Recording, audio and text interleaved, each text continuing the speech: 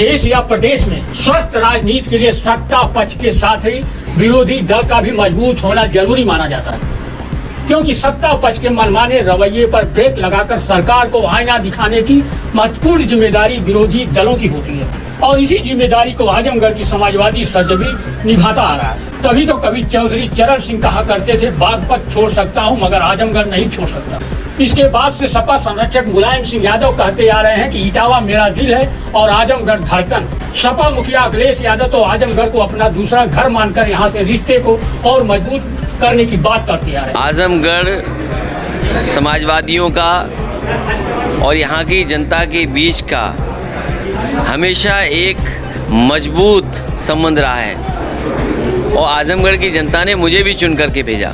आजमगढ़ से समाजवादियों का बहुत गहरा रिश्ता है। आने वाले समय में भी आजमगढ़ की जनता समाजवादियों के साथ ही रहेगी। और आज अखिलेश यादव की छोड़ी हुई आजमगढ़ संसदीय सीट पर हो रहे उपचुनाव में ताल ठोक चुके मुलायम सिंह यादव के परिवार के धर्मेंद्र यादव भी चौधरी चरण सिंह और अपने चाचा मुलायम सिंह यादव की बात को दोहराते हुए यहाँ के वोटरों को संदेश देने आए हैं कि वे सत्ता पक्ष के मनमाने रवैये पर ब्रेक लगाने आए। ऐसा यहाँ की जनता अब तक करती भी आई है। और ये मेरा परम सौभाग्य है कि आजमगढ़ जैसी ऐतिहासिक समाजवादी सरजमी, जिस सरजमी के बारे में चौधरी साहब ने कहा था कि बागपत छोड़ सकता हूँ आजमगढ़ नहीं, जिस सरजमी के लिए आदरणीय नेताजी ने कहा इटावा दिल है तो आजमगढ़ धड़कन है, और इस आजमगढ़ के लोगों ने, मैं समझता हूँ उत्तर प्रदेश में चाहे किसी की हवा चली हो लेकिन हमेशा समाजवादियों को ताकत दी है, समाजवादी विचारधारा को बढ़ाया है। ऐसी सरजमी पर आके मुझे यहाँ के लोगों की सेवा का, खिदमत का मौका मिला। मेरी लड़ाई किसी कैंडिडेट से नहीं है, मेरी लड़ाई है उत्तर प्रदेश और देश के अंदर जिन लोगों ने लोगों को गुमराह किया है, लोगों से झूठ बोला है, रोज़गार के झूठे वादे किए, किसानों की आमदनी के झूठे वादे किए, सबका साथ का नारा देके लोगों के साथ भेदभाव किया। चुनाव आता है तो महंगाई घटती है और चुनाव ख़त्म होते ही महंगाई बढ़ जाती है। चुनाव आता है तो फ्री के राशन के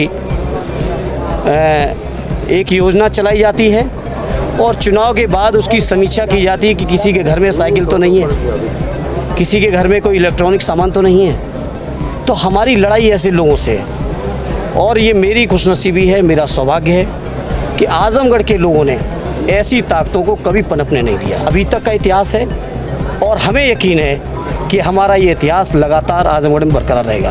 सर, भाजपा तो बहुत सूझ बात कहती है, भाजपा के कहने पर न जाएं, पहले वो अपने परिवारवाद को देखें। कहा जाता है कि आजमगढ़, स्वर्गीय जनेश्वर मिश्रा जी ने कहा था ये संघर्ष का परिवारवाद है, ये कोई सत्ता का परिवारवाद लेके हम लोग नहीं आए, हम जनता के बीच में संघर्ष के लिए आए हैं। सर, विधानसभा और यही नहीं, पहले भी संघर्ष किया है और जनता का आशीर्वाद प्राप्त हुआ है। आज आजमगढ़ में 3 दशक के चुनाव में यहाँ के वोटरों की मिजाज की बात करें तो वह स्वस्थ राजनीति के लिए विरोधी दल को ही मजबूत करने के लिए वोट करता आ रहा है। 90 के दशक से अब तक के चुनाव परिणाम देखने से स्पष्ट हो रहा है कि जब जब भी केंद्र में जिस पार्टी की सरकार बनी है तब तब यहाँ के वोटरों ने विपक्ष को मजबूत करना ही पसंद किया है। 90 के दशक में 1991 से 1996 तक केंद्र में कांग्रेस के पीवी नरसिम्हा राव पीएम रहे और 1996 से 2004 तक बीजेपी से अटल बिहारी वाजपेयी की भी सरकार रही। इसके बाद कांग्रेस के मनमोहन सिंह की 2014 तक 10 साल तक सरकार में रहे। 2014 के बाद बीजेपी के नरेंद्र मोदी की केंद्र में सरकार है। केंद्र में कांग्रेस और बीजेपी की भले ही इस अवधि में सरकार रही हो मगर आजमगढ़ के वोटरों ने हमेशा लोकतंत्र में विपक्ष को ही मजबूत करने का काम किया। जब केंद्र में कांग्रेस की सरकार रही तो बसपा से रामकृष्ण यादव एक बार सांसद हुए थे, रमाकांत यादव सपा से 2 बार और बसपा बीजेपी से एक बार यहाँ की जनता ने रमाकांत यादव को सरकार में मजबूत विपक्ष के रूप में भेजा था। इसके अलावा बसपा से अकबर अहमद डंपी को भी विपक्ष को मजबूत करने के लिए यहाँ की जनता ने चुना था ताकि सत्ता की मनमानी पर रोक लगाई जा सके। और जब 2014 में पूरे देश में मोदी लहर चल रही थी और केंद्र में बीजेपी की सरकार बनी तो यहाँ के वोटरों ने सपा संरक्षक मुलायम सिंह यादव को मजबूत विपक्ष के रूप में सत्ता की मनमानी पर ब्रेक लगाने के लिए पसंद किया था। 2019 में सपा मुखिया अखिलेश यादव को भी मजबूत विपक्ष के रूप में यहाँ के वोटरों ने संसद में प्रतिनिधित्व करने के लिए ही भेजा था। ऐसे में आजमगढ़ लोकसभा उपचुनाव में दूसरी बार बीजेपी से मैदान में आए दिनेश लाल यादव निरहुआ यहाँ के वोटरों के मिजाज को इस बार समझे और आए। यहाँ के वोटरों के मिजाज को बदलने के लिए दिनेश लाल यादव निरहुआ एक तरफ तो कहते हैं सत्ता पक्ष के साथ चलना सीखे कि प्रदेश में भी भारतीय जनता पार्टी की सरकार है और देश में भी भारतीय जनता पार्टी की सरकार है, तो हम लोगों का लाभ इसी में है, आजमगढ़ का लाभ इसी में है कि हम लोग भारतीय जनता पार्टी के साथ जाएं। और इस दूसरी तरफ अखिलेश यादव के विधानसभा में मजबूत विपक्ष के रूप में आवाज उठाने पर कहते हैं कि इससे सरकार पारदर्शिता के साथ काम करेगी। भाषण की बात कही तो आजकल अखिलेश भैया आपके जो है काफ़ी बढ़ चढ़ के विधानसभा में जिस तरीके से सवाल जवाब उठा रहे हैं, उस पर आपका क्या? अच्छी बात है। देखिए, उन्होंने अगर अपनी सीट छोड़ करके, आजमगढ़ सीट छोड़ करके और विधानसभा में पक्ष का नेता बनना उन्होंने अगर चुना है तो उसी के लिए चुना है उन्होंने कि वो विपक्ष में हैं और सवाल उठाएंगे। और मुझे लगता है कि विपक्ष हमेशा मजबूत होना भी चाहिए। तो वो अपना कार्य कर रहे हैं, जिस कार्य के लिए वहाँ गए हैं, अच्छी बात है, उनको सवाल तो करना ही चाहिए।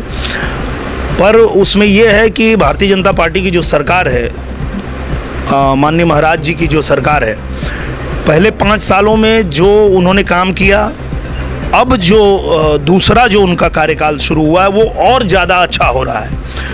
तो अगर ये सवाल पूछते रहेंगे, सवाल करते रहेंगे, टीका टिप्पणी करते रहेंगे, तो मुझे लगता है कि और बेहतर ही काम होगा।